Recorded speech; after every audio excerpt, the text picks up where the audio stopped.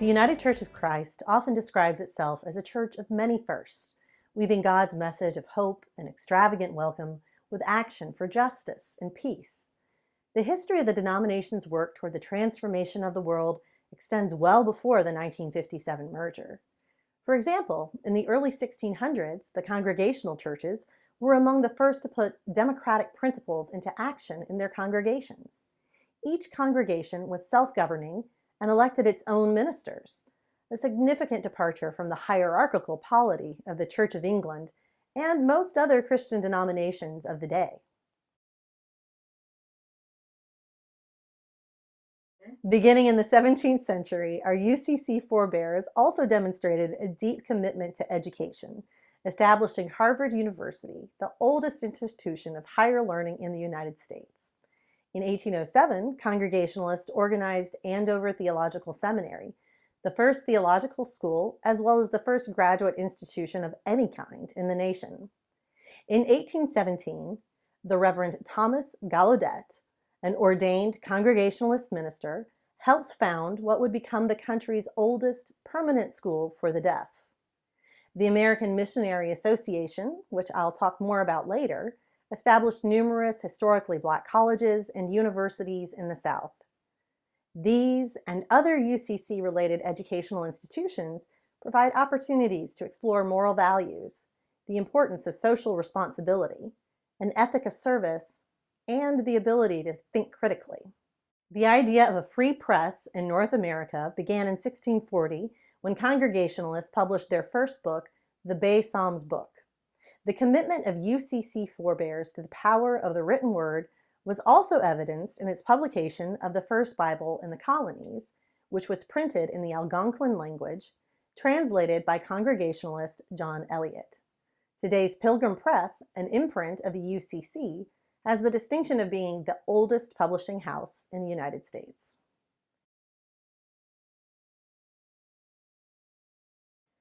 Congregationalists were also among the first Americans to take a stand against slavery. Samuel Sewall, a Puritan who was a judge, businessman, and printer, wrote the first anti-slavery pamphlet in America, The Selling of Joseph, printed in 1700, which laid the foundation for the abolitionist movement that came more than a century later. Truth be told, Sewall's writings still reflected racist and segregationist attitudes. The struggle towards racial equality was clearly still in its infancy.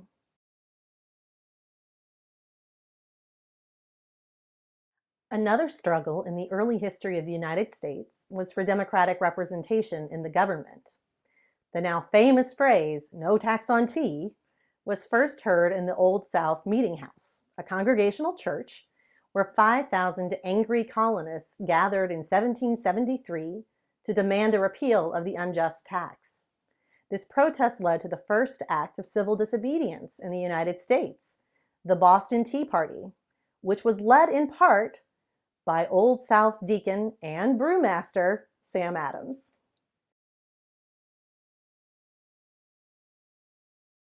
1773 was the year of another first for Old South. Its member, Phillis Wheatley, became the first published African American woman. Her book, Poems on Various Subjects, Religious and Moral, became an international sensation, opening the door for future Black authors, broadening many minds about the intellectual and literary abilities of people of color, and demonstrating that poetry was not the sole provenance of men.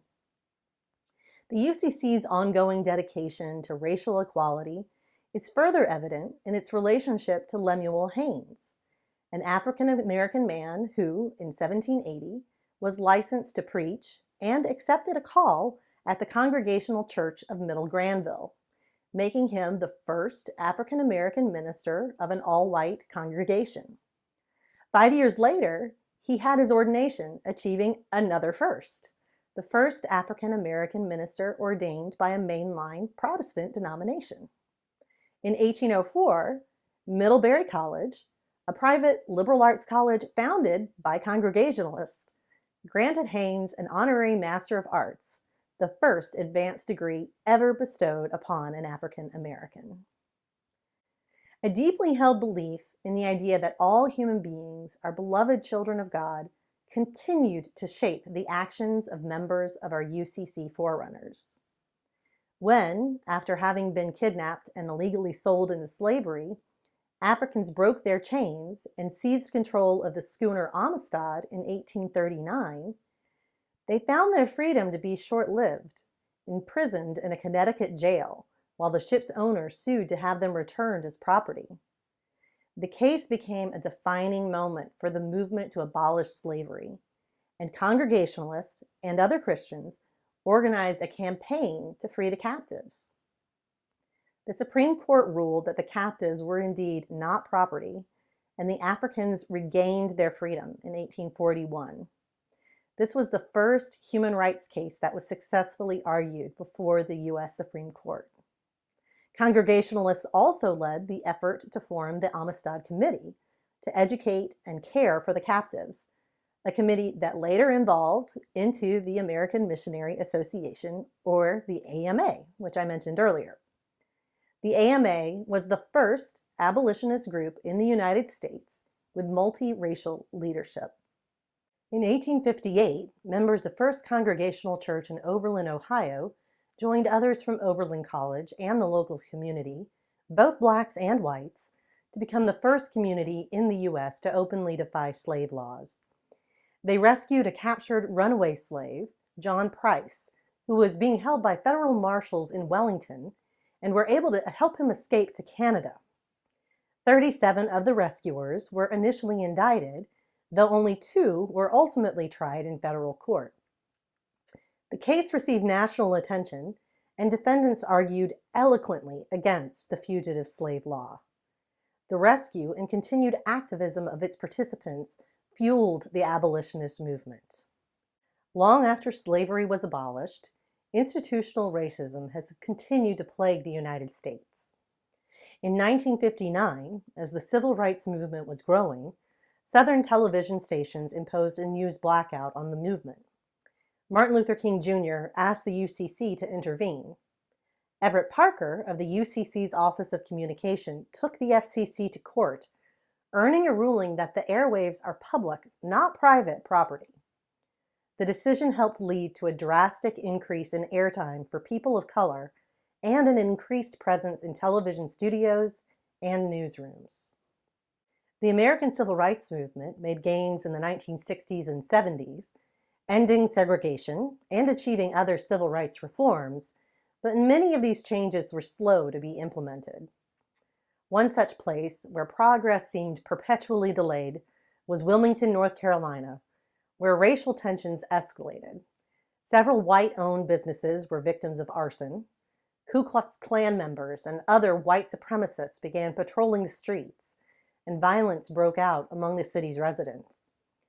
In 1971, students decided to form an act of nonviolent protest by boycotting high school. And the UCC sent Reverend Benjamin Chavis Jr. from their Commission for Racial Justice to Wilmington. Chavis went to try to calm the situation and help organize the students, meeting with them regularly at Gregory Congregational Church. When another white-owned business was firebombed, Chavis and 9 other activists were accused, tried, and convicted of arson and conspiracy, sentenced to a total of 282 years in prison. Convinced that the charges were false, the UCC's General Synod raised more than $1 million to pay for Chavis's bail.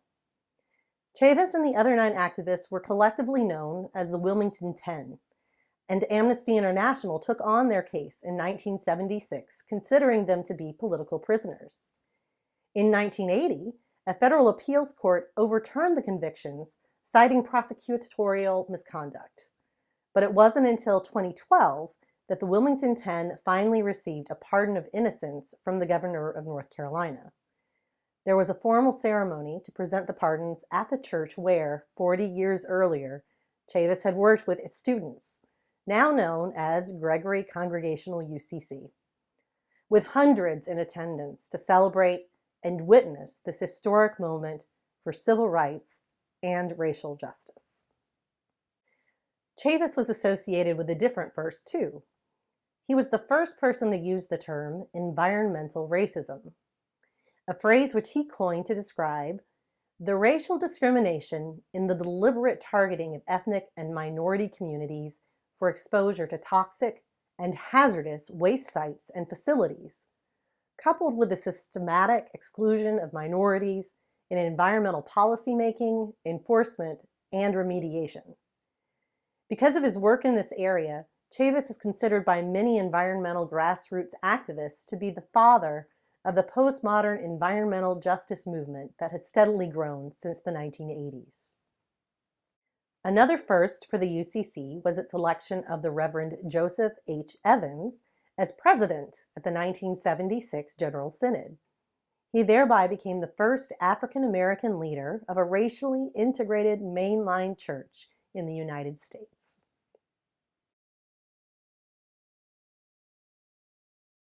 The UCC has also been significantly involved with the struggle for women's rights. Congregationalist Antoinette Louisa Brown, later Antoinette Brown Blackwell, was the first woman to be ordained by a mainstream Protestant denomination in the United States, receiving her ordination in 1853. The first seminary in the United States to admit women to regular classes was Hartford Seminary, founded by Congregational ministers. The seminary's Board of Trustees unanimously voted to open its doors to female students in 1889. Another example of engaging women in ministry was happening in the 1880s in St. Louis, Missouri, which was frontier at that time and home to many new German immigrants. To meet the urgent need for medical care, the Evangelical Synod established the Evangelical Deaconess Society and the Evangelical Deaconess Home and Hospital. Catherine Hawk, a trained nurse and widow of an evangelical pastor, was the first deaconess to be consecrated. At a time when women were often silenced at church, women like Hawk were leaders in the administration and guidance of the home and hospital. The deaconess movement led to the establishment of 16 hospitals and institutions for healthcare and nurse training. Nursing, however, was not the only type of service for which deaconess sisters were trained. They could also serve as teachers or as a parish deaconess, which combined teaching and nursing with spiritual training. The parish deaconess was responsible for Christian education, social work, and home visitation. In more modern times, the UCC has shown its commitment to gender equality by its use of inclusive language both for humans and the divine. In 1995, it published the New Century Hymnal, the first hymnal released by a Christian church that honors in equal measure both male and female images of God. The UCC has also advocated for the rights of lesbian, gay, bisexual, transgender, and queer people. In 1972, the UCC's Golden Gate Association ordained the first openly gay person to mainline Protestant ministry, the Reverend William R. Johnson. The ordination of the first lesbian minister, the Reverend Ann Holmes, followed. In 1985, the General Synod declared itself to be open and affirming, and called upon all settings of the church to become similarly poised to welcome LGBTQ persons as full members of the church. The 2005 General Synod overwhelmingly passed a resolution supporting same-gender marriage equality, a first for a mainline denomination in the U.S. The UCC was pivotal in the establishment of marriage equality in North Carolina. In a historic court case, the denomination and its co-plaintiffs sued the state, claiming its marriage laws, defining marriage as the union of a man and a woman, violated the First Amendment guarantee of freedom of religion. The judge agreed, the ruling resulting in the legalization of same-gender marriage. The Reverend J. Bennett Guess, a UCC national officer, celebrated the court's decision, observing, "Any law that threatens clergy who choose to solemnize a union of same-sex couples and threatens them with civil or criminal penalties is unconstitutional."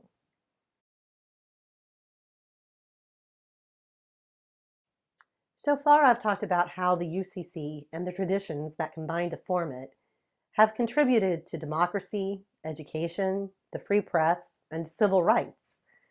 While impressive, this list of firsts is not complete.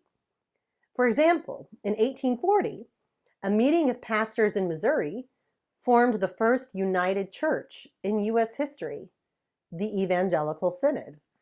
It united two Protestant traditions from Germany that had been separated for centuries, Lutheran and Reformed.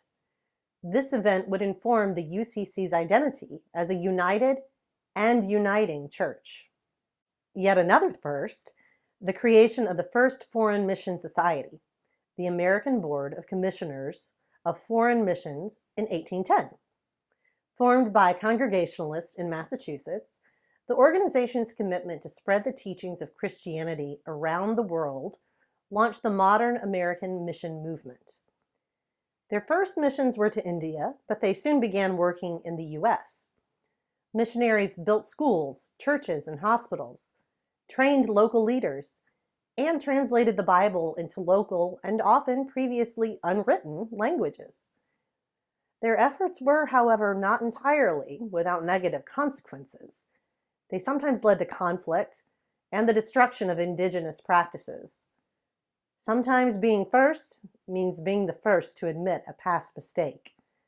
And in 1993, UCC President Paul Sherry apologized on behalf of the church for the complicity of missionaries in the 1893 overthrow of Hawaii's sovereign government and its leader, Queen Liliuokalani. Sherry further promised redress, pledging $3.5 million to Hawaiian churches and organizations.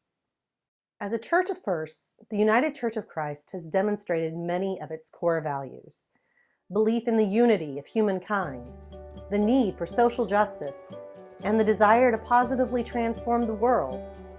These values are scripturally and theologically grounded, inspired by God's love, by Jesus' words and actions, and by the continued creative and redemptive work of the Holy Spirit.